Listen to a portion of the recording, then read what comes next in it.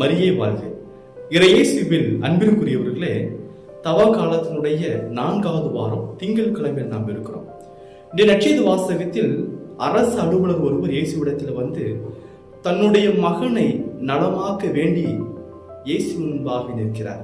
இயேசு அவரை பார்த்து, நீர் போ, உம்முடைய மகன் குணம் பெறுவான் என்று சொல்லுகின்றார். இவரும் அதை நம்பி வீடை நோக்கி அவர் செல்கின்றார். யூத மரபு சொல்லுகிறது, எகிப்திலிருந்து அடிமைகளாக இருந்த அந்த இஸ்ரேல் மக்களை மோசே கொண்டு வந்த பொழுது அது செங்கடல் முன்பாக நிற்கக்கூடிய அந்த ஒரு சூழலில் கடவுள் மோசே கேட்ட கட்டளை, உன்னுடைய கோலை உயர்த்தி பிடித்து உன்னுடைய கையை நீட்டி நீ செங்கடலை 2ஆக பிரி, மக்கள் உலர்ந்த தரைவழியாக செங்கடலை கடப்பார்கள் என்று சொன்னார்கள்.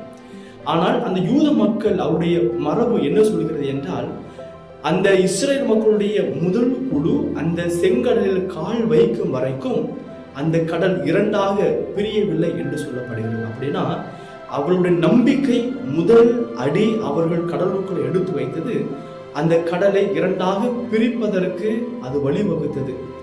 இஸ்ரேல் மக்கள் செங்கடலில் கால் வைத்த இந்த நம்பிக்கையும் இன்று இந்த அரசு அலுவலர் தன்னுடைய மகன் குணம் பெறுவான் போம் என்று சொன்ன அந்த வார்த்தைகளை கேட்டு வீடு திரும்ப அவர் முன்வைத்த அந்த ஒரு காலடியும் இரண்டுமே நம்பிக்கையால் நிகழ்ந்தது என்பதை நாம் புரிந்து கொள்ள வேண்டும். எனவே அன்பிற்குரியவர்களே, நம்முடைய நம்பிக்கை ஆழமானதாக கேள்வியற்றதாக இருக்கின்ற பொழுது கண்டிப்பாக இறைவன் நமக்கும் நம் எதிர்பார்க்கக்கூடிய அருளையும் வரத்தையும் தருவார் என்பது இன்றைய நற்செய்தி வாசகம் நமக்கு சொல்லக்கூடிய செய்தி. இரண்டாவதாக, இந்த அரசு அலுவலர் அவர் நினைத்தார், இயேசு தன்னோடு வீட்டுக்கு வருவார், தன்னுடைய மகன் அருகில் நிற்பார், அவரை தொடுவார், அவருக்கு சுகம் கொடுப்பார் நினைத்துக் கொண்டிருந்தவருக்கு இயேசு அந்த மகனை பார்க்காமல் அது வீட்டிற்கு செல்லாமல் அவரை தொடாமல் ஒரு வார்த்தையினால் சுகம் கொடுக்கிறார்.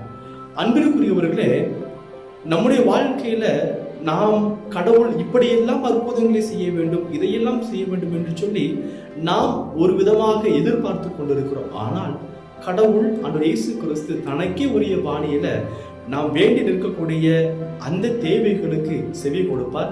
நம்முடைய குடும்பங்கள்ல நாம் எதிர்பார்க்காத வண்ணத்திலே அவர் ஆசீர்வாதங்களை கொடுப்பார் என்பதற்கு நற்செய்தி வாசகம் ஒரு எடுத்துக்காட்டாக இருக்கிறது. எனவே நாம் முழுமையான நம்பிக்கையோடு இறைவனிடத்திலே சரணடைகின்ற பொழுது இறைவன் நம்முடைய விண்ணப்பத்திற்கு செவி சாய்ப்பார், நாம் எதிர்பார்க்காத அற்புதங்களின் வாழ்க்கை நிகழ்த்துவார் என்று நாம் தொடர்ந்து பயணம் செய்வோம். தவ காலத்தில் இறைவன் உங்கள் குடும்பத்தையும் உங்களையும் நிறைவாக ஆசீர்வதிப்பார்.